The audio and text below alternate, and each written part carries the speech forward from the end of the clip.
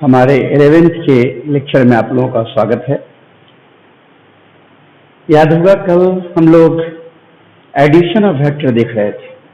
Addition of vector में आप लोगों ने देखा था triangle law of addition. Triangle law of addition में जब किसी दो वेक्टर को जोड़ना होता है तो दोनों में से किसी एक की हेड के पास दूसरे का टेल रखते हैं और पहला के टेल से दूसरे के हेड को मिलाते हैं, तो जो हमें नया वेक्टर मिलता है वो तो हमारा रिजल्टेंट वेक्टर होता है, जैसे हमने आर से दिखाया था। जरा मैं एक बार थोड़ा सा रिवाइज करवाता हूँ। मैंने कहा था कि अगर ये कोई वेक्टर ए हो और कोई दूसरा वेक्टर ये बी हो और ए के लाइन से रियल लाइन से थीटा कोण बना रहा हो और ए और बी को जोड़ना हो तो ए के हेड के पास बी का टेल रख दीजिए और ए के टेल से, देखिए ए का हेड लिया तो इसको मैंने कहा था पहला कहिए और इसको कहा था दूसरा कहिए, और ए के टेल से बी के हेड को मिला दीजिए। नया जो वेक्टर मिलेगा यही हमारा रिजल्टेंट वेक्टर है ए प्लस, ए और बी का जोड़ हो गया। हम यही समझाएंगे। हमने कहा था जो नया वेक्टर आर हुआ उसका मैग्नीट्यूड होगा root under A square plus B square plus 2ab cos theta. आप लोग अगर कोई पहली बार देख रहे हैं जैसे पीछे वाला लेक्चर देखिए तो समझ में आएगी बात। और डायरेक्शन दिखाने के लिए हमने कहा था कि एंगल का इस्तेमाल करते हैं। मान लें कि वेक्टर आर वेक्टर ए से अल्फा एंगल बनाता है तो tan अल्फा इक्वल टू, देखिए ए से बना रहा है तो इसको छोड़ दीजिए, बी साइन थीटा बटा A plus B cos theta. मैंने कहा था कि यहां से आप अल्फा का मान निकाल सकते हैं, यानी अल्फा का मान निकालेंगे तो tan उधर जाएगा, इसे हम tan इनवर्स लिखेंगे, बी साइन थीटा बटा A plus B cos theta. ध्यान दीजिएगा, मैंने कहा ए से बना रहा है तो बी साइन थीटा बटा A plus B cos theta. अगर बी से बना था तो A sine theta divided by B plus A cos theta. मैंने थीटा जो इसमें ले रहे हैं वो थीटा के बारे में कहा था कि हेयर थीटा क्या है, angle made by second vector with extended part of first vector. यानी ध्यान दीजिएगा, सेकंड वेक्टर के द्वारा पहले वेक्टर के बढ़ाए गए भाग से बनाया गया एंगल है थीटा। पहला वेक्टर को आगे बढ़ाए तो उससे सेकंड वेक्टर जो एंगल बना रहा है वो है थीटा।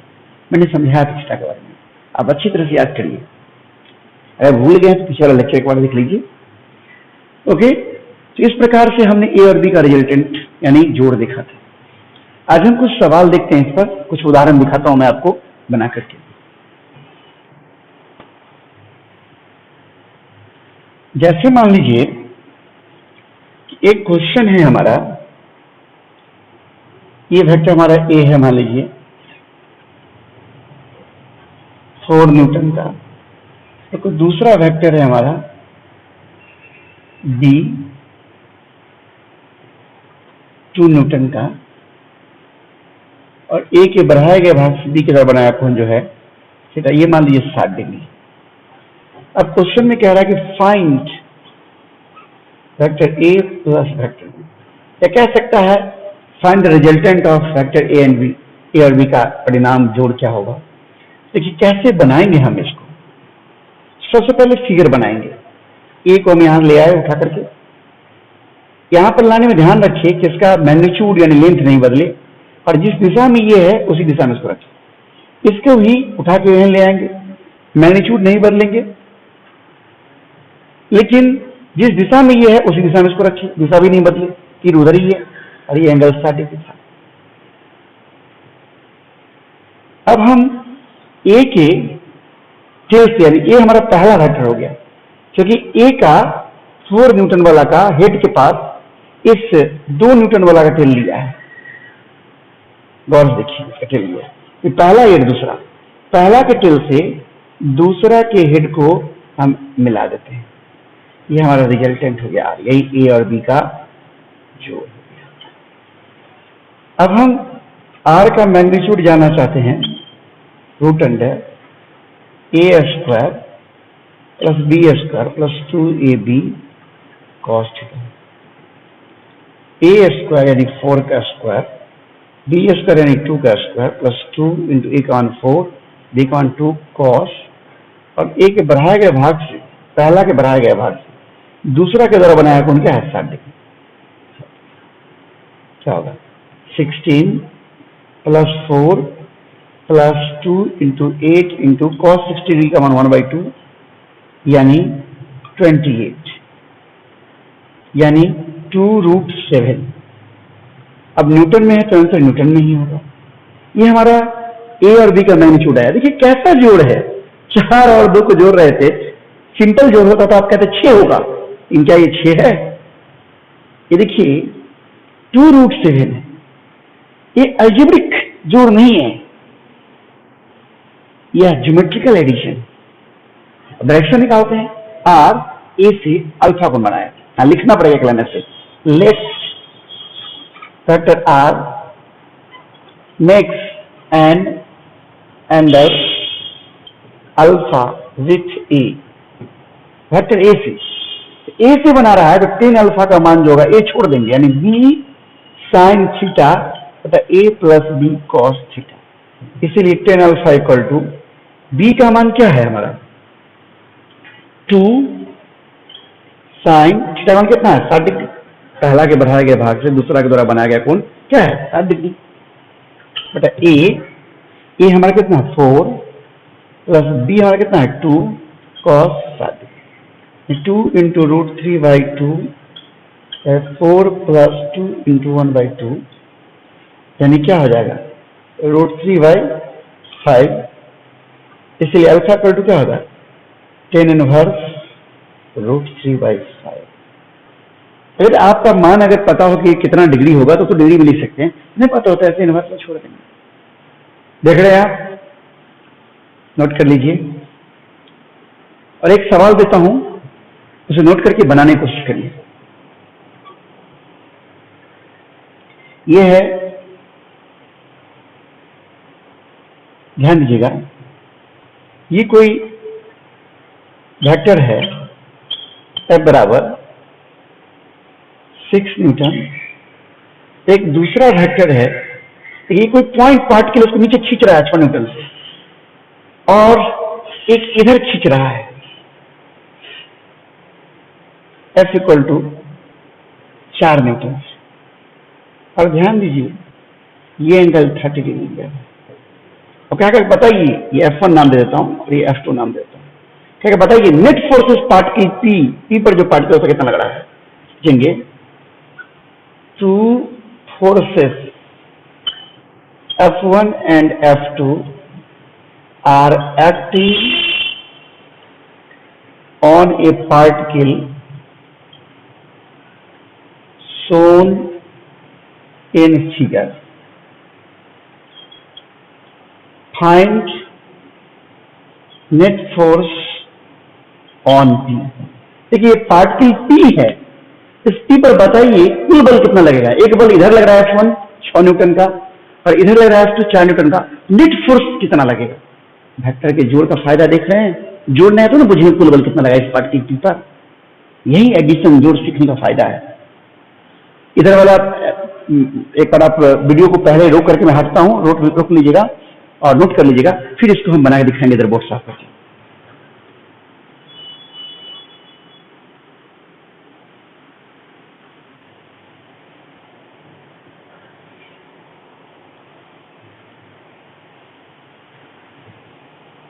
आप लोग नोट कर लिए होंगे, मैंने इधर बोर्ड साफ कर लिया है। अब मैं इसको बना के दिखाता हूं। देखिए गौर से, ये 2 फोर्स लग रहा है। 2 फोर्स को जोड़ने का तरीका तो मैंने सिखाया था ट्रायंगल लॉ, पैरेललोग्राम लॉ। तो अभी तो आप केवल एक ही तरीका ट्रायंगल लॉ जानते हैं, ट्रायंगल लॉ से जोड़ेंगे। ट्रायंगल लॉ में एक के हेड के पास दूसरे के टेल को रखना होता है, लेकिन यहां पर तो दोनों का टेल एक जगह पर है।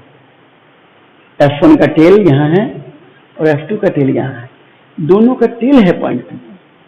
लेकिन ट्रायंगल लॉ में तो एक के हेड के पास दूसरे के टेल को लाना पड़ेगा। तो देखिए क्या करेंगे हम यहाँ। देखिए यहाँ मैं फिगर बना लेता हूं, थोड़ा सा जगह मेरे पास हो जाएगा। ये हमारा F1 है, देख रहे हैं आप, F1 है 6 न्यूटन का, और इसके हेड के पास इस B को ऐसे उठाकर यहां ले आते हैं, यहां से जैसे उठाए यहां ले आते हैं, यानी यहां ले आते हैं, हम यहां ले आए। पहले यहां पर था ऐसे, समझिए ऐसे था पहले, उसको उठा करके हम यहां ले आए।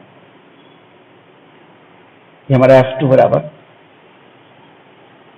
4 न्यूटन है।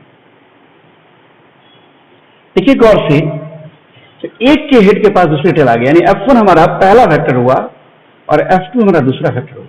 पहला के टेल से दूसरा के हेड को मिलाना है, यानी F1 के टेल से F2 के हेड को मिलाना है।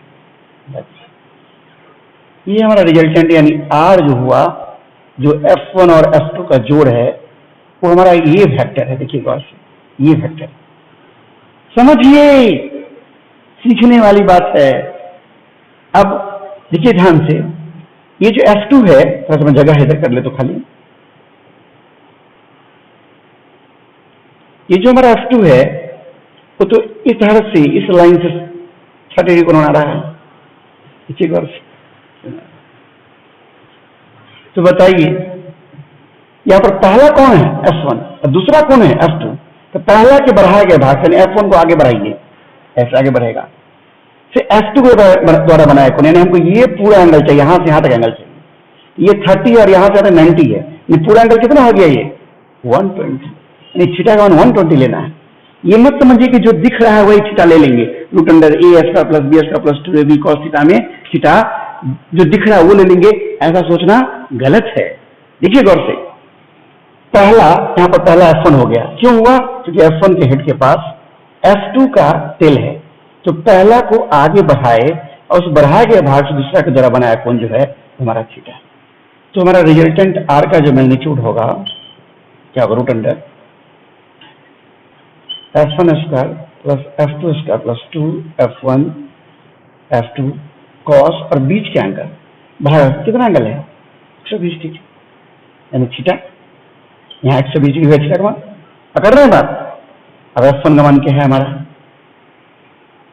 6 का स्क्वायर प्लस 4 का square 2 into 6 into 4 into cos 120 degree. cos 120 degree का मान आप नहीं जानते, मैं लिख देता हूं, cos 120 डिग्री का मान होता है -1/2। कुछ लोग जानते भी होंगे, -1/2। सॉल्व कर दीजिए, 36 16 प्लस माइनस माइनस 2 से 2 कैंसिल कर दीजिए, 6 से 24 कितना हो जाएगा, तो 2 एक 12 प्लस 16 कितना हो जाएगा हमारा 8 to 28। संयोग देखिए, इसका भी आंसर 28 आया, रूट अंडर 28, यानी 2 रूट से है। देखिए तो 6 और 4 को जोड़ेंगे, सिंपल जोड़ होता है जल्दी, तो आप कहते हैं 10, लेकिन नहीं, देखिए 6 और 4 को जोड़ रहे हैं तो रूट 7 है। अब गौर से देखिए, समझिए बात को, देख रहे हैं आप,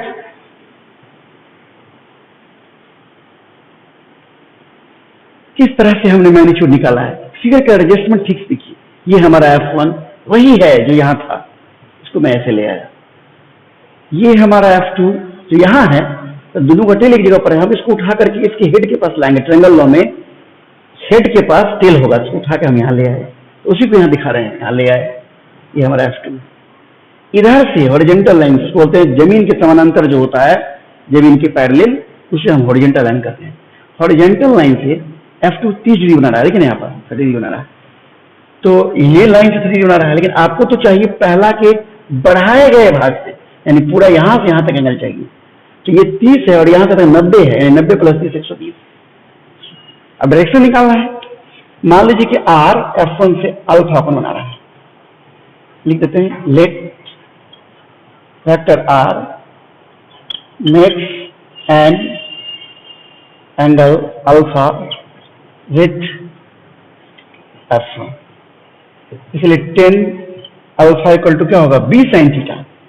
यानी F1 को हमने पहला कहा है, तो दूसरा यानी B जो हुआ F2 हुआ, यानी F2 साइन थीटा बटा f1 plus f2 cos theta, and tan alpha equal to f2 का मान हमारा 4 sign 120 degree divided by f1 हमारा 6 प्लस 4 कॉस 120 डिग्री। हम मान डाल दें 4 साइन 130 का होगा √3/2, याद रखिएगा, यहाँ लिख देता हूं साइन 120 का होता है √3/2 divided by 6 minus 4 into 2 minus half, minus यहाँ ले लिया, सॉल्व कर दिए 2√3 6 माइनस 2 यानी 2√3 डिवाइडेड बाई 4 यानी 10 अल्फा इक्वल टू √3/2 यानी अल्फा इक्वल 10 इनवर्स √3/2। रिएक्शन निकल गया। देख रहे हैं, सबसे मेन चीज है कि आप फिगर कितना एक्यूरेसी से अरेंज करते हैं। एक के हेड के पास दूसरे का टेन, तब पहला के बढ़ाए गए भाग से दूसरे की तरह बनाया गया। ध्यान से देखिए, इसको नोट करिए, फिर से एक बार इस सवाल को अलग रफ कॉपी नोट कर फिर से बनाइएगा खुद से, तब होगा। ये सोच रहे कि हम देख रहे हैं सीख जाने का नहीं होगा, सबको फेयर करिए और इस क्वेश्चंस को अलग रफ में लिखकर फिर से बिना देखे बनाइए, तब होगा। अभ्यास करिए, नोट करिए।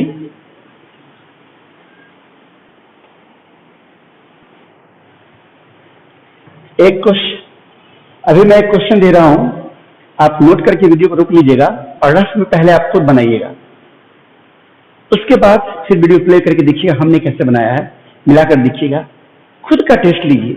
अभी तो ऑनलाइन क्लास है, अब इसमें ऑफलाइन की तरह नहीं हुआ कि हम क्लास में देख के बैठ जाएंगे और आप बना के दिखाइएगा फिर हम बना के दिखाएंगे, इतना तो समय नहीं है। तो आप वीडियो को रोक लीजिएगा और आप उसको रफ पर बनाइएगा और फिर आपका आंसर निकालने के बाद फिर आप उसके बाद हमारा वीडियो देखिएगा और फिर उसको मैच करवाइएगा। ओके, तो देखिए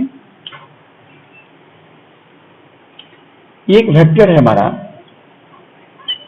50 न्यूटन का, इसका नाम मान लीजिए कि ए दे दिया।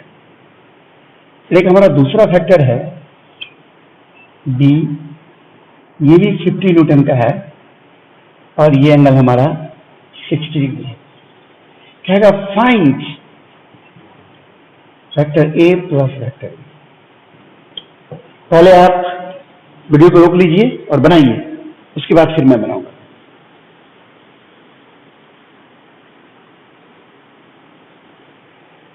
आइए मैं बना के दिखाता हूं। यहां पर देखिए कई सारे बच्चे थीटा के जगह पर 60 डिग्री ले लिए होंगे, उन लोगों का गलत हो गया। ध्यान दीजिए, पहला वेक्टर के बढ़ाए गए भाग, यानी यहां पर गौर से देखिए ए बराबर 50 न्यूटन है और ये हमारा बी है 50 न्यूटन। पहला के बढ़ाए गए भाग से यानी इसको बढ़ा दीजिए, दूसरा की तरह बनाया कौन, यानी ये एंगल हमको लेना है, ये थीटा होगा। लेकिन आपको तो ये 60 डिग्री दिया है, तो बताइए जब ये 60 डिग्री है तो ये कितना होगा। आप जानते हैं किसी स्ट्रेट लाइन पर पूरा 180 का 180 का कोण बनता है, जब ये 60 होगा तो ये कितना होगा 120 होगा। पहला के टेल से दूसरा के हेड को मिलाना है, मिला दीजिए, ये हमारा रिजल्टेंट है। यानी हमें आर का मैग्नीट्यूड जानना है, √a² plus b² plus 2ab cos theta. क्योंकि ज्यादातर लोग एंगल में गलती किए होंगे, 60 डिग्री ले लिए होंगे। मैंने हमेशा कहा था कि पहला के बढ़ाए गए भाग तो क्या होगा 50 का स्क्वायर प्लस b का मान 50 का square plus 250 into 50 into cos 120 degree, एक 2 को 50 का स्क्वायर। देखिए अब सॉल्व करिए अपने ढंग से, मैं 1 50 और 1 50 2 50 का स्क्वायर, अब प्लस 2 50 का square into cos 120 degree minus 1/2, इस 2 से 2 काट दीजिए। यानी देखिए 2 50 के स्क्वायर में से 2 50 की तरफ से प्लस माइनस माइनस 1 50 का स्क्वायर घटा रहे हैं आप, तो कितना बच जाएगा 1 50 का स्क्वायर यानी 50 न्यूटन। आप देखिए कमाल हो गया, 50 और 50 को जोड़ रहे हैं और 50 आ गया। कैसा जोड़ है ये, देखिए ये वेक्टर का जोड़ है, देख रहे हैं ना, ये सामान्य जोड़ नहीं है। 50 न्यूटन आ गया। डायरेक्शन निकालते हैं, आर ए से अल्फा को बना रहा है, let vector R makes an angle alpha with vector tan alpha equal to, देखिए ए इस बनाना था, ए को छोड़ दीजिए, बी साइन थीटा बटा A plus B cos theta. B हमारा कितना 50, साइन और थीटा हमारा 120, तो ए हमारा 50 प्लस बी हमारा 50 और कॉस 120। 50 और कॉस साइन 120 का मान मैं इससे पहले वाले सवाल में बताया था, √3/2 होता है साइन 120 का मान, divided by 50 plus 50 into -1/2। Solve कर दीजिए, tan अल्फा इक्वल टू 2 से काट दीजिएगा 50 को, क्या होगा 25√3, और ये 50 और ये प्लस माइनस, अब 50 को 2 से काटे तो 25, यानी 25√3 डिवाइडेड 25 कट जाएगा। tan alpha equal to √3, alpha equal to 60 degree, यानी एंगल 60 डिग्री होता है। देखिए 60 डिग्री, फिर ये 60 तो ये भी 60 होगा। समबाहु त्रिभुज सभी भुजाएं बराबर, यानी ए 50 बी 50 तो रिजल्टेंट भी 50, इक्विलैटरल ट्रायंगल होता है। देख रहे हैं कैसा जोड़ है, आप समझ रहे होंगे, नोट कर लीजिए।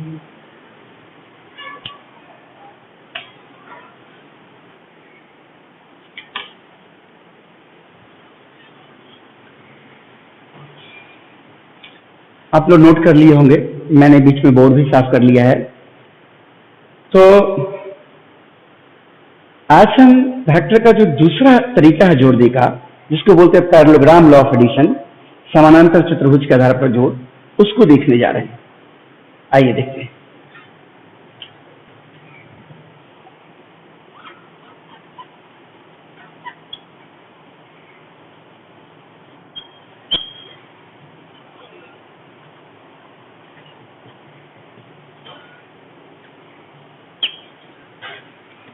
ध्यान दीजिए, जैसे वेक्टर ये ए है हमारा, और ये कोई वेक्टर हमारा बी है, जैसे मैंने ट्रायंगल लिया था उसी तरह से ले रहा हूं, और ये एंगल थीटा है। अब क्या कहा, ए और बी को पैरेललोग्राम लॉ से जोड़ो। तो ट्रायंगल लॉ और पैरेललोग्राम लॉ में सबसे बड़ा अंतर है कि ट्रायंगल लॉ में आप हेड के पास टेल रखते थे, एक के हेड के पास दूसरे का टेल, लेकिन पैरेललोग्राम लॉ में दोनों के टेल को जगह रखेंगे। अगर मैं बोलने में गड़बड़ा गया हो तो फिर से मैं बोलता हूं, ट्रायंगल लॉ में एक के हेड के पास दूसरे का टेल रखते हैं, लेकिन पैरेललोग्राम लॉ में दोनों के टेल को एक जगह रखते हैं।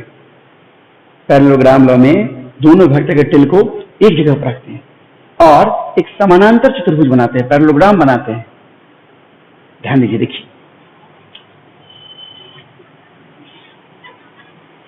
in this method we put the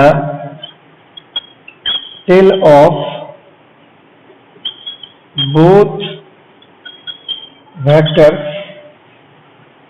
at same point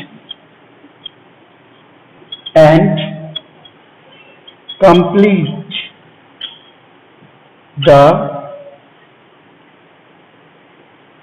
parallelogram.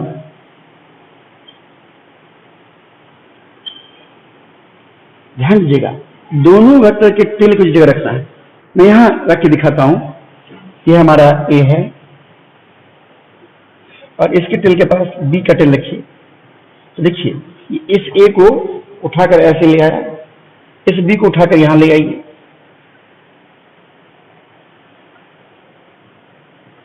और ये एंगल थीटा है। दोनों वेक्टर टेल को जगह रख दीजिए एक ही कॉमन पॉइंट पर। अब पैरेललोग्राम बनाइए। देखिए ना, कहता है in this method we put the tail of both vectors at same point, एक ही बिंदु पर रखते हैं, एंड कंप्लीट द पैरेललोग्राम, और समानांतर चतुर्भुज बना दीजिए। कैसे बनाएंगे, यहां से इसके पैरेलल खींचेंगे, इसके पैरेलल, और उतना ही बड़ा जितना बड़ा ये है, और यहां से इसके पैरेलल खींचेंगे। देखिए तो एक समानांतर चतुर्भुज बन चुका है। अब देखिए, दोनों वेक्टर ए और बी का जो कॉमन टेल पॉइंट है, जहां पर दोनों का टेल है, वहां से एक डायगोनल खींच दीजिए। मैं यहां दूसरे कलर का इस्तेमाल करता हूं, मैं ब्लू कलर का पेन ले लेता हूं। तो यहां पर डायगोनल खींच दीजिए, विकर्ण, डायगोनल मतलब विकर्ण, डायगोनल, ये हमारा रिजल्टेंट होगा, यानी यही ए और बी का जोड़ होगा। ये डायगोनल खींच दीजिए और डायगोनल खींचने के बाद कॉमन टेल पॉइंट के, कॉमन टेल पॉइंट है ना ये, इसके अपोजिट में तीर का निशान डाल दीजिए, नया वेक्टर बन गया। यही हमारा रिजल्टेंट वेक्टर, यानी यहां लिख देता हूं, draw diagonal from common tail point the new vector is the resultant vector, नया वेक्टर रिजल्टेंट वेक्टर। अब देखिए जरा कैसे हम आर का मान निकालेंगे। तो जैसे उसमें किए थे, ए के आगे बढ़ाए तो ऐसे बढ़ाएंगे और यहां से ड्रॉ कर देंगे, ठीक है, नाम देते हैं ए बी सी डी। अब गौर देखिए, बी सी जो है वो वेक्टर बी के पैरेलल है और उतना ही बड़ा है जितना ये है। इसका मतलब ये चीज ही ये चीज है। अगर इसको हम झांप दें, हाथ से कवर कर दें, अब गौर से देखिए ट्रायंगल का फिगर, वेक्टर ए के हेड के पास ये बी जैसा है, बी का टेल है और ए के टेल से बी के हेड को मिला दिए, रिजल्टेंट हो गई। तो ट्रायंगल जैसा है कि नहीं, मैं यहाँ बगल में बना दिखाता हूँ। ट्रायंगल में था ना ऐसे, ए ये बी ऐसे लैम डाल देते थे, यहाँ से ये रिजल्टेंट हमारा आर होता था, ए प्लस बी। याद करिए, कल पढ़ाया था मैंने, ये एंगल थीटा था। देखिए तो ये एंगल थीटा है, तो ये पैरेलल है दोनों, ये भी थीटा होगा। देखिए तो आप इसको कवर कर दें, देखिए तो यही फिगर है कि नहीं, है कि नहीं, देखिए तो यानी ट्रायंगल और पैरेललोग्राम सेम चीज है, बस अंतर क्या है कि इसमें दोनों का टेल एक जगह पर है, उसमें एक का टेल और एक का हेड एक जगह पर है। अंतर समझ में आया? अब देखिए जब सेम चीज है, इसका मतलब उसी तरीके से जैसे उसमें किए थे, ए सी स्क्वायर बराबर, हम पूरा लिखेंगे नहीं, क्या लिखे थे, ए डी स्क्वायर, कल वाला देखिए proof, plus C D square. याद है, ए डी को मैंने लिखा था A B plus B D, A B plus B D का स्क्वायर प्लस सी डी का स्क्वायर। फिर इसको इस तरह सॉल्व किया था, मैं यहाँ ऐसे लिख देता हूँ, सॉल्व किया तो ए सी का मान जो आ गया था root under A square plus B square plus 2ab cos theta. यही ए सी हमारा जो है वही आर है, यानी आर इक्वल टू आ गया root under A square plus B square plus 2ab cos theta. लेकिन थीटा क्या बोलेंगे यहाँ पर, जैसे हमने ट्रायंगल में कहा था कि पहला के बढ़ाए गए भाग से दूसरा के द्वारा बनाया कौन, याद है, पहला के बढ़ाए गए भाग से दूसरा के द्वारा बनाया कौन, थीटा था। यहाँ पर ऐसे नहीं बोलेंगे, यहाँ पर बोलेंगे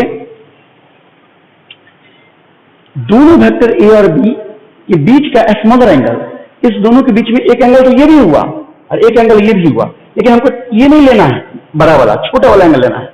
यानी थीटा क्या है, here theta is the smaller angle between vector A and B. A और बी के बीच का छोटा कोण, यानी हमको ये बड़ा वाला कोण लेना है, ये ए और बी के बीच ये भी कोण हुआ ना, ये नहीं लेना है, छोटा वाला कोण, ये अंदर वाला।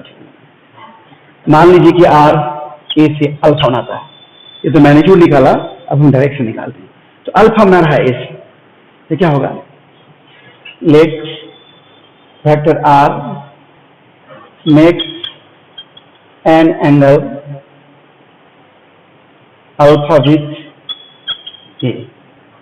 इसलिए टेन अल्फा क्या होगा, ए से बना रहा है इससे, तो टेन अल्फा क्या लिखिएगा, लंब यानी C D divide by A D. उसी तरीके से कल भी मैंने बताया था, C D divide by A D जो हमारा होगा वो तो A B plus B D, A B plus B D. और देखिए कल आप निकाले होंगे, ध्यान से देखिएगा, बी डी जो था आपका वो बी कॉस थीटा और सी डी जो था आपका वो बी साइन थीटा था। ये मान सब डाल दीजिए इसमें, सी डी डालिए, सी डी डालिए B sine theta, A B डालिए ए प्लस बी डी डालिए बी कॉस थीटा। फिर alpha equal to tan inverse B sine theta A plus B cos theta. जैसे मैंने यहाँ पर ए से एंगल निकाला है आर, आप बी से ही निकाल सकते हैं। अगर कोई आदमी कहेगा कि बी से बना रहा है बीटा कोण, तो क्या लिखेगा?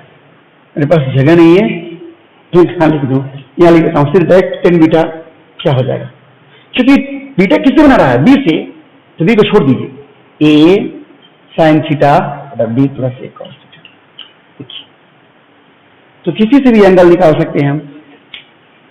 पैराग्राम लॉ ट्रायंगल में बहुत अंतर नहीं है, बस फिगर का अंतर है। दोनों के टिल की जगह पर रखेंगे पैराग्राम लॉ में। पैराग्राम पूरा कर लेंगे, कॉमन टेल पॉइंट से डायगोनल खींच लेंगे और कॉमन टेल पॉइंट के अपोजिट दूसरी ओर ठीक निशान डाल देंगे। एक नया वेक्टर बन गया डायगोनल, वही नया वेक्टर हमारा रिजल्टेंट वेक्टर। आप इसको नोट कर लीजिए। आज यहीं तक रखेंगे और अगले रोज हम इस पर सवाल प्रैक्टिस से दिखाएंगे। वीडियो को रोक कर नोट कर लीजिए।